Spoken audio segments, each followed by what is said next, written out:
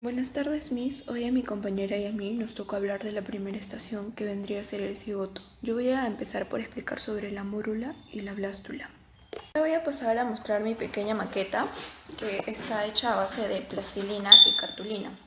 Bueno, como que podemos observar aquí, acá se encuentra la mórula. Esta mórula, antes de convertirse en una mórula, empieza por el blastómero. Después de ello, el cigoto se fracciona en 16 blastómeros, que tendría forma de mora. Y gracias a ello le pusieron el nombre de mórula, ¿verdad? Hablaré un poco más acerca de la mórula.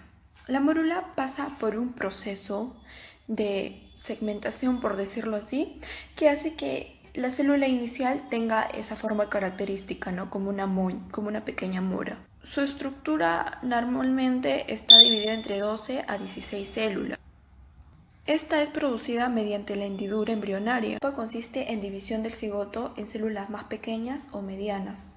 Esta división no tiene crecimiento. Al haber alcanzado el estado, se empieza a diferenciar en el día 4 de fecundación y se da lugar al blastocito libre. Como también sabemos, los blastómeros internos se convierten en embrioblasto y los externos formarán el trofloblasto, que vendría a ser entre el día 5 y 6, cuando el blastocito se hundirá al endometrio. Esto llegaría a ser todo el proceso que vendría a ser la mórula, como vemos acá. Ahora voy a pasar a explicar lo que es la blástula, que vendría a ser después de la mórula. Como vemos aquí, esta ya no tiene el mismo diseño de acá de la mórula, que llegaría a ser todo completo, sino como que la parte de al medio está libre. Se llama blástula a una de las etapas de la embriogénesis, que quiere decir en los animales. La blástula que sucede después de la mórula y antecede a la gástrula, que es el segundo estado de desarrollo. Como vemos acá, no podemos encontrar la gástrula porque solamente estoy hablando de los óseos aquí. La reproducción es de tipo sexual y se inicia con la fecundación que da lugar al cigoto, que llega a ser una célula que resulta de la unión del óvulo, que querría decir el espermatozoide y el cigoto. También protagoniza un proceso conocido como la segmentación, donde primero se produce una masa de células denominada mórula, que llegaría a ser esta. Voy a hablar un poquito más acerca de la blástula, voy a hablar de su origen.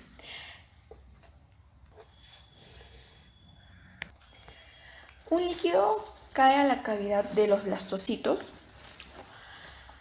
y hace que los blastómeros se movilicen sobre el final del proceso de segmentación, que se forma la blástula, que llega a ser un estado que implica que el organismo ya cuenta con más de 64 células. El embrión en la fase de la blástula presenta distintos tipos de células, de acuerdo a diferentes características. También es posible hacer referencia a lo que serían las estereoblástulas, las periblástulas y las celuloblástulas. Eso sería todo. Gracias. Ahora les voy a hablar sobre la implantación. La implantación es el proceso que se da luego de la fecundación 7 días después, donde el embrión se va a adherir al endometrio y va a comenzar su desarrollo. Hay que recalcar de que mediante ese desarrollo va a realizar nutrición, se va a dar origen a la vesícula seminal y a la placenta. También hay que recordar de que en la implantación se va a producir una hormona, la llamada hormona del embarazo, que es la hormona gonadotropina coriónica humana. Es la que va a producir los primeros síntomas de embarazo. Es una glicoproteína que se produce en el proceso de implantación. La implantación también requiere cierto tipo de condiciones, por ejemplo, que el embrión esté en estadio de blastocito. También que el endometrio tenga un grosor de 7 a 10 milímetros. Este grosor se va a poder lograr gracias a las hormonas de estrógeno y progesterona. Durante el proceso de implantación se va a producir estas hormonas.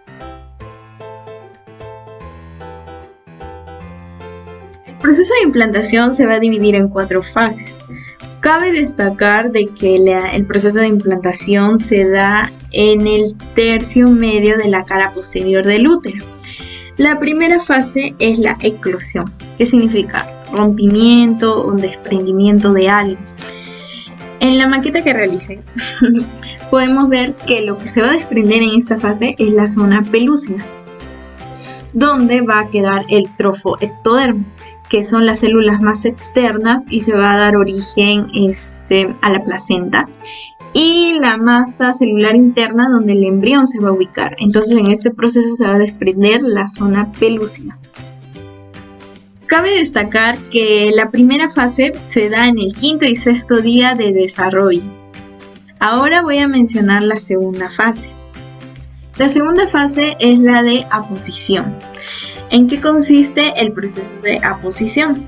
Es donde el embrión va a buscar situarse en el tejido endometrial. También vamos a poder observar que la masa celular interna va a tratar de adherirse al endometrio. Va a tener ayuda de los pinódopos, que son proyecciones citoplasmáticas de las células epiteliales, y es lo que podemos observar en la parte de abajo de color rojo. Esto va a ayudar a que la ventana de implantación pueda al final el cigoto adherirse al endometrio. Esto sucede en el 6º y 7º día de desarrollo. La tercera fase es la de adhesión, que se da en el 7º y 8º día de desarrollo. Podemos observar que el trofoectodermo ingresa ya al endometrio gracias a las moléculas que también acompañan, ¿no?, a este blastocito. Estas son llamadas moléculas de adhesión, que son la proteoglufibronectinas y muchas más, que también permiten que el trofoectodermo, que es la capa externa, pueda, como es el proceso de la implantación, adherirse al endometrio. La cuarta fase y la última es la de invasión. Es donde el trofoectodermo va a ingresar al endometrio y va a desplazar a las células epiteliales. También podemos observar en la maqueta que va a llegar hasta el estroma endometrial, lo que en la fase anterior solo llegaba hasta el epitelio endometrial. Cuando llega hasta el estroma endometrial es donde tiene contacto con la sangre materna. También podemos observar las citoquinas que son mediadores para que el embrión tenga contacto con el endometrio. Esta fase es muy importante porque el blastocito se va a activar y se va a dividir en 2, por decirlo así.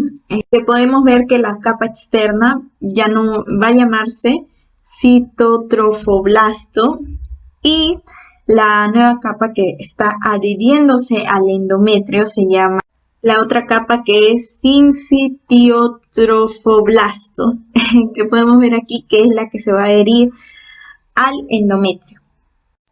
Esta va a sintetizar algunas que van a ayudar a que pueda adherirse al endometrio. Entonces, por eso esta capa es súper importante, porque sintetiza proteínas para que se pueda adherir al endometrio, que permite la ruptura de la membrana basal endometrial y puede ingresar completamente el blastocito. Esta sincitiotrofoblasto permite eso, y por eso se puede dar la implantación. Y esto, a este proceso, que cuando la mencionada capa que ya se adhiere al endometrio es la que puede producir un ligero sangrado, que a veces se puede confundir con la menstruación. Pero en sí, o sea, esto solo sucede a algunas mujeres, ya que regularmente no debería haber un sangrado. pero al adherirse el blastocito al endometrio puede producir un ligero sangrado, que es llamado también un sangrado de implantación.